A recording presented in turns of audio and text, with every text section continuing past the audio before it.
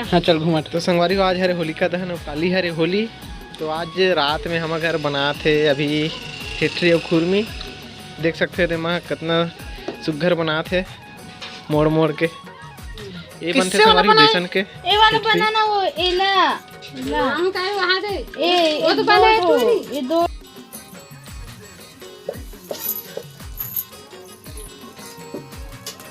अरे मोरे में खाना ना मत काय हरे आलू दहिया। तो संगवारी हम अभी पहुंच गए हैं स्कूल के पास, मतलब बाजार होते ते पास। ये मेरे हो जलाते हैं हमारे गांव में होलिका।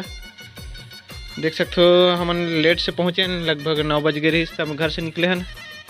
अब हमारे रात ले संगवारी हो जलत रही से देख सकते हो, मतलब पूजा वूजा पूरा हो गई से जलादार रही तब हम पहुँचे हैं।